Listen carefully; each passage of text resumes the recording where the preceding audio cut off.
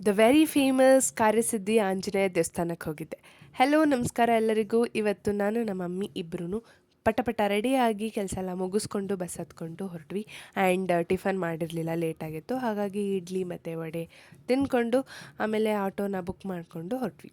ಎಲ್ಲಿಗೆ ಅಂತ ಅಂದರೆ ಕಾರ್ಯಸಿದ್ಧಿ ಆಂಜನೇಯ ದೇವಸ್ಥಾನಕ್ಕೆ. ಈ ದೇವಸ್ಥಾನದ ಸ್ಪೆಷಾಲಿಟಿ ಸುಮಾರು ಜನಕ್ಕೆ ಗೊತ್ತಿರುತ್ತೆ. ತುಂಬ ಫೇಮಸ್ ದೇವಸ್ಥಾನವೂ ಹೌದು. ಆ್ಯಂಡ್ ಇಲ್ಲಿ ಏನೇ ವಿಷ್ನ ಕೇಳ್ಕೊಂಡು ಬಂದರೂ ಎಲ್ಲವೂ ನೆರವೇರುತ್ತೆ ಅಂತ ನಂಬ್ತಾರೆ. ಆ್ಯಂಡ್ ಆಗಿದೆ ಕೂಡ. ಆ್ಯಂಡ್ ಇಲ್ಲಿ ಕಾಯೆಲ್ಲ ಕಟ್ಟೋದು ಇವೆಲ್ಲ ಒಂದಷ್ಟು ರೂಲ್ಸ್ ಇದೆ. ಅದನ್ನೆಲ್ಲ ಫಾಲೋ ಮಾಡಿದ್ರೆ ನಮ್ಮ ವಿಶ್ ಫುಲ್ಫಿಲ್ ಆಗುತ್ತೆ ಅಂತ ನಂಬ್ತಾರೆ.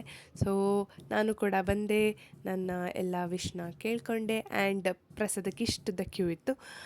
ಪ್ರಸಾದನ ಇಸ್ಕೊಂಡು ತಿಂದ್ಕೊಂಡು ಆಮೇಲೆ ಆಟೋ ಬುಕ್ ಮಾಡಿಕೊಂಡು ಹೊರಟ್ವಿ. ಆ್ಯಂಡ್ ಬಸ್ಸಲ್ಲಿ ಒಂದು ಸ್ವಲ್ಪ ಹೊತ್ತು ಹಾಗೆ ಬುಕ್ ಓದ್ಕೊಂಡು ಆಮೇಲೆ ಮನೆ ಕಡೆ ಬಂದ್ವಿ. ಆ್ಯಂಡ್ ಮಳೆ ಬರ್ತಿತ್ತು ಆ್ಯಕ್ಚುಲಿ. ಇನ್ನೇನು ಮಾಡೋದು, ಮಳೆಯಲ್ಲೇ ಒಂದು ಸ್ವಲ್ಪ ನೆನ್ಕೊಂಡು ಬಂದ್ವಿ. ಆಮೇಲೆ ಮನೆಗೆ ಬಂದು ಒಂದು ಸ್ವಲ್ಪ ಊಟ ಎಲ್ಲ ಮುಗಿಸ್ಕೊಂಡು ದಬಾಕ್ಕೊಂಡು ಎದ್ದು ಆಮೇಲೆ ಕಾಫಿ ಕುಡ್ಕೊಂಡು ಫ್ರೆಶ್ ಅಪ್ ಆಗಿ ಮತ್ತೆ ತಿರ್ಗಾ ಸಾಯಂಕಾಲ ದೇವಸ್ಥಾನಕ್ಕೆ ಹೋಗಿದ್ದೆ. ಇಲ್ಲೂ ಕೂಡ ರಶ್ ಇತ್ತು.